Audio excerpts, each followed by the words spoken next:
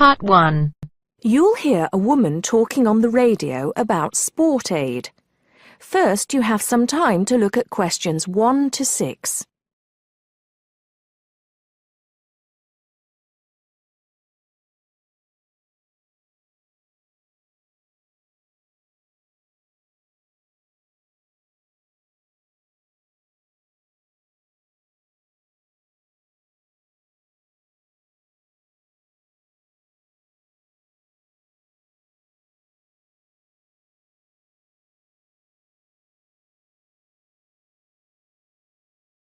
Now listen carefully and answer questions 1 to 6. Hello, you're listening to Redgate Radio and I'm Alex Dunbar. As you may know, people in the city will be taking part in Sport Aid this weekend. Here's Liz to tell us more about this event and how you can get involved. Thanks, Alex. Well, this is the 4th year of Sport Aid, and it looks like it's going to be bigger and better than ever. Sport Aid is organised by the City Council, and it supports a number of different charities, although the main reason for its existence is to raise money to help developing countries. Last year, it raised over £100,000, and that money has helped to make life a little easier for people in many parts of the world. Just to give you one example, the village of Otunga in Chad now has a water supply, meaning that the people no longer have to walk miles every day just to get water. And there are countless stories like that. By contributing to the infrastructure of different regions, it's hoped that things like Sport Aid will enable many more people to climb out of poverty. Another way in which that happens is by giving people the knowledge and skills to earn money. One of the biggest issues facing people in many poorer areas of the world is education. Something that we take so much for granted can be rare and expensive in some regions. Education is seen as key to development, and money from Sport Aid has paid for schoolrooms and equipment in a number of places. So what can you do to help? There are lots of ways in which you can get involved. First of all, you can go down to the biggest attraction of the day, the Sport Aid charity football match. There will be thousands of people at City Stadium, and all the money raised from the sale of tickets goes to charity. There's much more going on than just a football match, of course. There will also be lots of entertainment for the whole family, including a fair, stalls selling all kinds of food, and even a chance to try out some sports you may not have tried before, like softball and volleyball. It's probably going to be a very active day, so it's best to make sure that everyone is in comfortable clothes before you go down there. It's always a fantastic day out, and it's a great way to show your support. Before you hear the rest of the talk, you have some time to look at questions 7 to 10.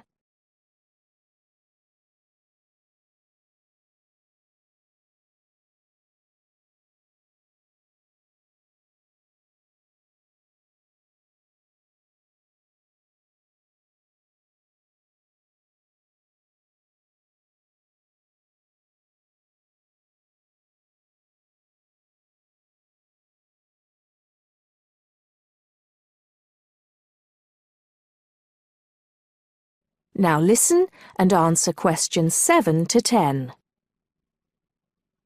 But you're not restricted to being a spectator. Apart from the main event, there are a large number of smaller events taking place across the city. These range from fun runs around the park to games of cricket, and there's sure to be something happening in your area. Contact details are available for the people putting together each event, and you can get those from the council website. We'll be giving you the address for that at the end of the program. It's still not too late to organise your own event, as lots of people around the city are, although you'll have to get going on it now. First of all, do check that there isn't a similar event in your area, and then call the town hall to register your event. The local council needs to approve all events, and you'll stand more chance if you can come up with a sport that's new to some people, rather than just another game of football. Use your imagination, or try the internet to get some ideas. Try to come up with something that's going to get lots of people along, and which will raise money. You might not want to go for anything that turns out to be too costly though, since the council isn't able to supply bats or balls or anything else you need. but they will give you advice on finding a good location and might even be able to help you out with small prizes for winners, as well as making sure that everyone knows about your event by publicising it on the website and sending you an organiser's pack with lots more information. There are a couple more things you need to be aware of for your event. There aren't any age restrictions. Although, if you're under 18, you'll need to get an adult, such as a parent, to sign the forms for you and to handle any money raised. But you do need to live in the Red Gate area. You should also be prepared for anyone to turn up, since all events are public. That is the end of part 1. You now have half a minute to check your answers.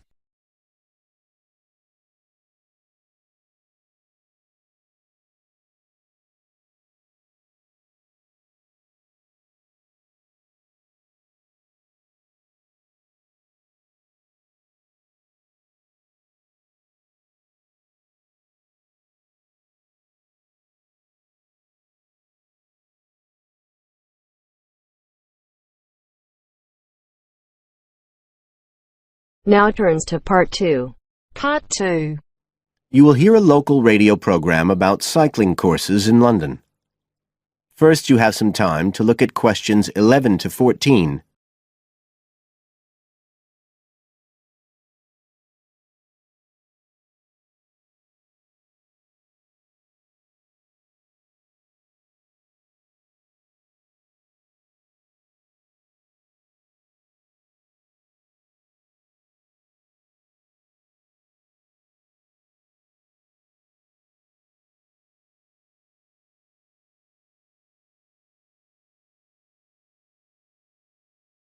Now listen carefully and answer questions 11 to 14.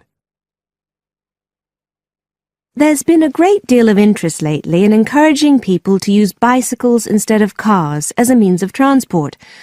But not everyone is confident about riding a bike at the best of times, let alone in the middle of a city like London. Jack Hayes is a professional trainer who works for a London-based company, City Cyclist, which provides cycle training for the public. What exactly does City Cyclist do, Jack? Well, our basic purpose is to promote cycling as a sustainable form of transport. We believe the best way to promote cycling is to teach people to use their bikes safely and with confidence.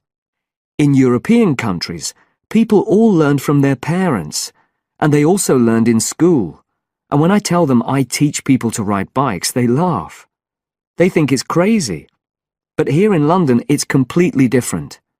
You're approaching the point where a whole generation of people have grown up not being allowed by their parents to cycle because it was considered to be getting too dangerous. And so, in turn, they can't teach their children. We believe in realistic training. So if someone wants to use a bike regularly, say to get to work or school, we aim to train them by teaching them to ride on the actual roads they'll use, so they can develop the basic skills they need and build up their confidence that way. At City Cyclist, we believe cycling's for everyone, no matter what age or level of ability or mobility. We do complete beginners and also advanced courses. That's for urban cyclists who want to deal with things like riding in streets with complicated intersections and things like that. We don't promote the use of personal protective equipment for cyclists, and we endorse the policy of the European Cyclists Federation that parents should be allowed to make an informed choice as to whether or not their child wears a helmet. We believe the key to safe cycling is assertiveness, taking your place on the road. This has to be instilled right from the beginning. Assertive road positioning and behaviour is the key to safe cycling in congested urban environments. Some people are surprised that we don't promote the segregation of cyclists from motorised traffic, but we don't think that's practical in all urban environments. Instead, we teach people to use as much road space as they need to travel safely and effectively. You now have some time to look at questions 15 to 20.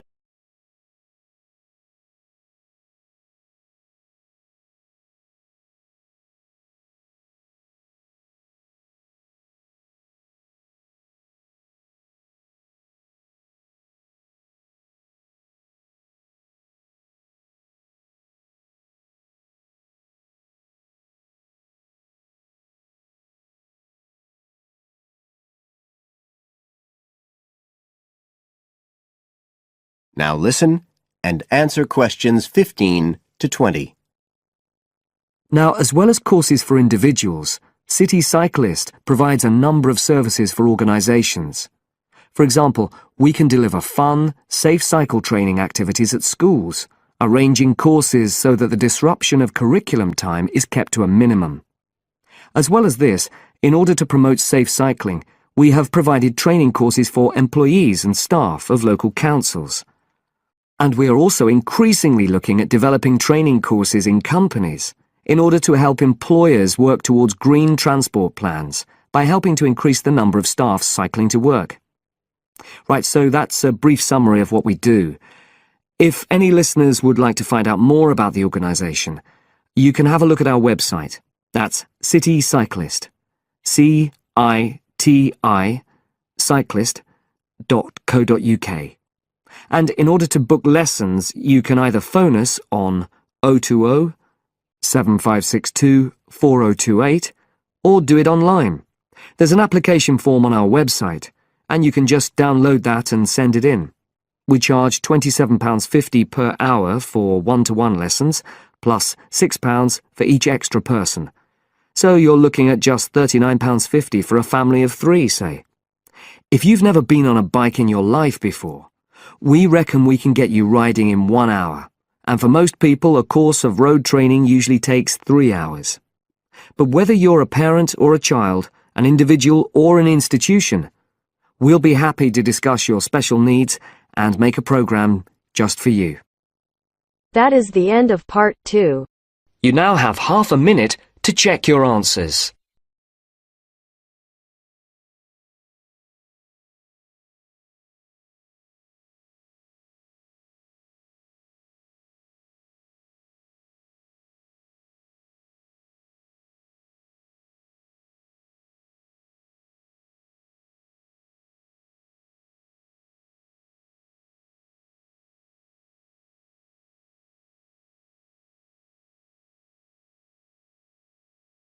Now turns to part 3.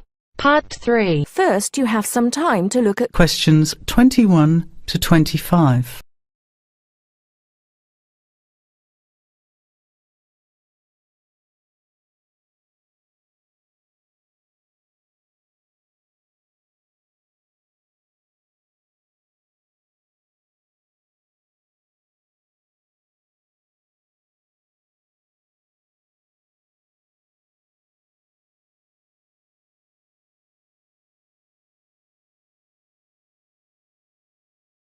Well, I think the marketing of food would be a good topic. I read a very interesting article the other day about the Canadian food market. I suppose everybody's interested in food, even if it's trying not to eat. Why Canada? I know that's where you come from, but isn't it just all North America, really? No, that's why I thought this article was interesting. Although lots of US companies are well established in Canada, and vice versa, there are still subtle differences between the two markets. It says here, the Canadian market is definitely not a northern clone of the US. I like that. And it says that if you understand these differences, it can have a big impact on successful food marketing. So I know that Canada has a big French-speaking population in Quebec. Is this what they're referring to? Not only French and English speakers, there are many different ethnic groups in Canada. It's really quite multicultural. For example, Toronto has large Asian and Italian populations, and Vancouver's got a large Asian population too. And because Canada's population is small, these groups make quite an impact, introducing new styles of cooking. So you can see lots of unfamiliar vegetables and things in the markets, and new restaurants are opening every day. It's great if you love trying out new foods, as many people do. Which kinds of food are becoming popular? Well, some Asian food, I'd say, has been popular for quite a while, like Chinese. But now, Southeast Asian restaurants are becoming very fashionable. Then there's Mediterranean, of course, such as Greek, Italian, and so on. But Caribbean and Mexican food is really taking off among young people these days. So, are the supermarkets starting to stock the ingredients that are needed to prepare these foods at home?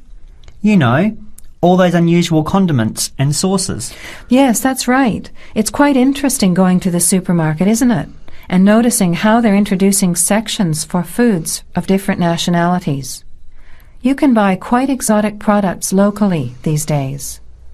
The article mentioned that 80% of the Canadian retail market is controlled by 8 major national supermarket chains, so that when they introduce changes, they can happen quite rapidly. Okay. Well, how are we going to organise this seminar then? I made some notes on the trends in the Canadian market, about changing tastes, and also patterns for where food is consumed. I thought maybe we could summarize it into a chart or table and maybe use the overhead projector to present it. Good idea. Maybe I could have a look for similar trends and tastes in Australia and the UK for comparison. Let's have a look at what you found. Before the conversation continues, you have some time to look at questions 26 to 30.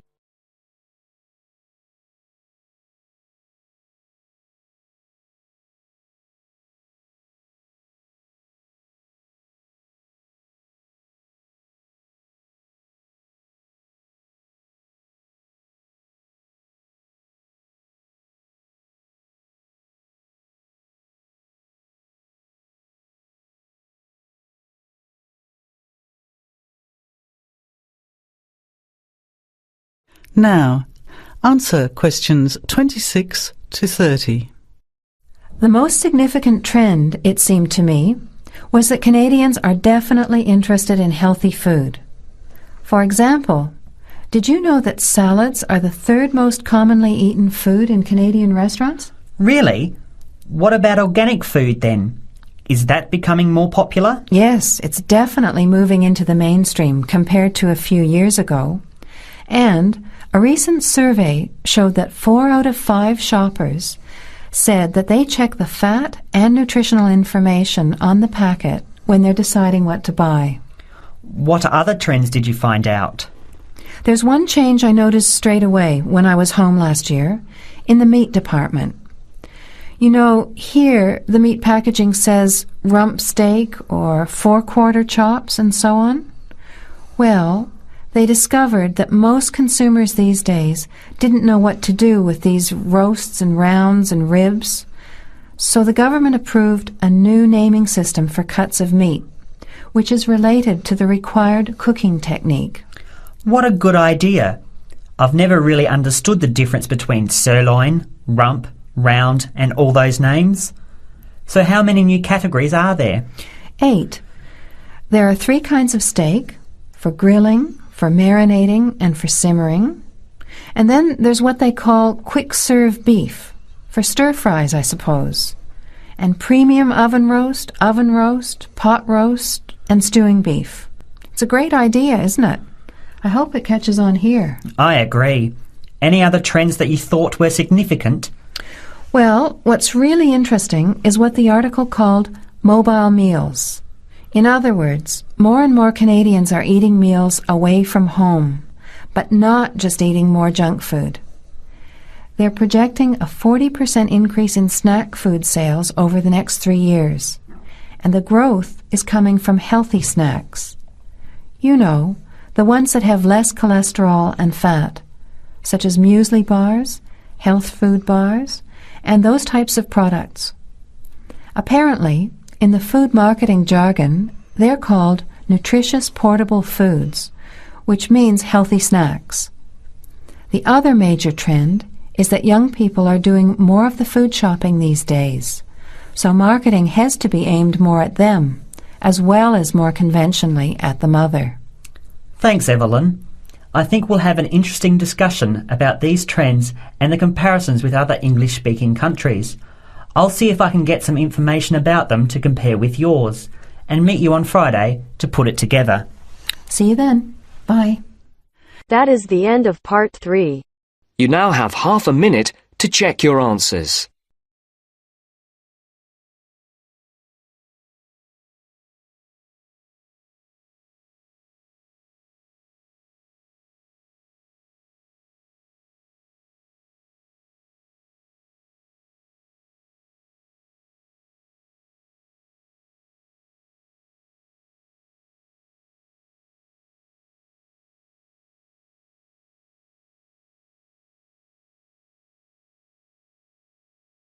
Now turns to Part 4. Part 4. You are going to hear a lecturer giving a talk on archaeology. First, you have some time to look at questions 31 to 40.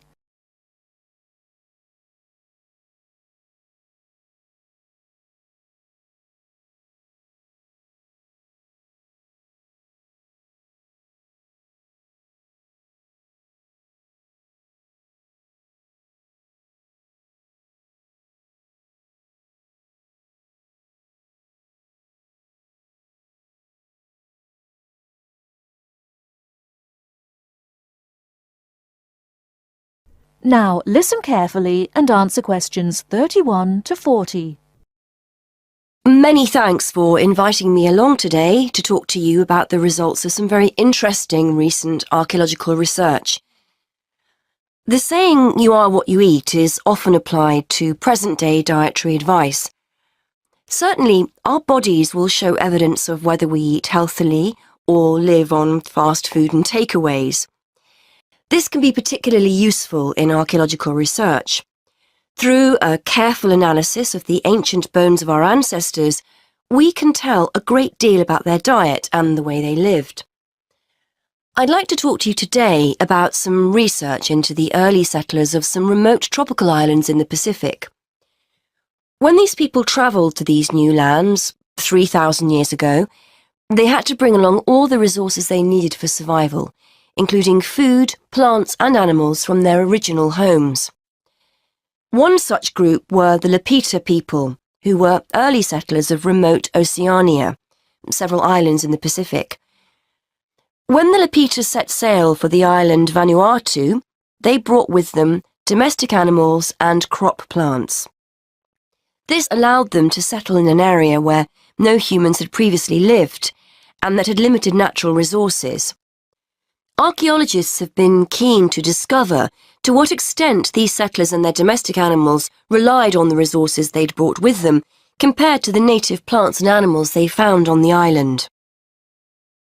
In order to try and understand the diet and lives of the Lapita people, archaeologists analysed the chemical composition of the bones of 50 adults excavated from the Lapita cemetery on Efate Island, Vanuatu. Depending on what we eat, we consume varying amounts of carbon, nitrogen and sulfur. As these chemical elements are ultimately deposited in our bones, the amounts or ratios of each one can provide a sort of dietary signature. For instance, plants incorporate nitrogen into their tissues, and as animals eat plants and other animals, nitrogen builds up in their own system. The presence of different ratios of chemical elements may show whether a human or an animal ate plants, animals, or both. Carbon and sulfur ratios offer another clue to diet. Carbon ratios, for example, differ between land and water organisms, as do sulfur ratios, the values of which are much higher in aquatic organisms compared to land-based organisms.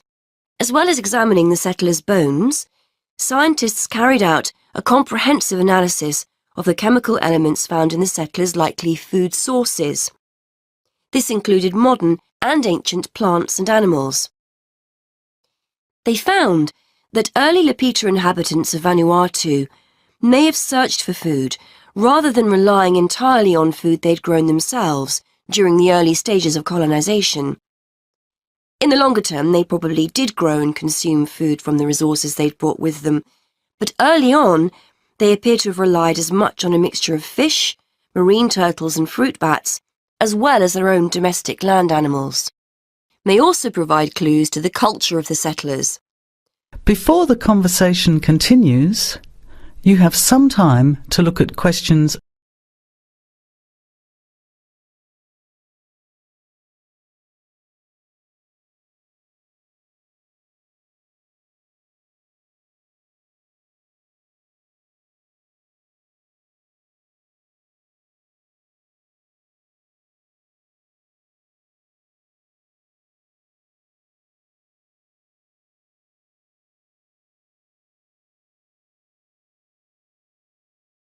For one thing, males had much higher nitrogen levels compared to females, which indicates greater access to meat.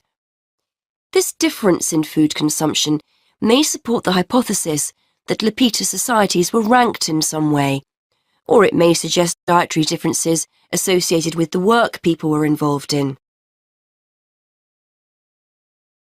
Additionally, the archaeologists analysed ancient pig and chicken bones and found that carbon levels in the settlers' domestic animals indicated that they were eating a diet mainly of plants. However, their nitrogen levels indicate that they may also have roamed freely, eating food such as insects. This would have allowed the Lapita people to keep food resources that were in short supply for themselves, rather than feeding them to their domestic animals.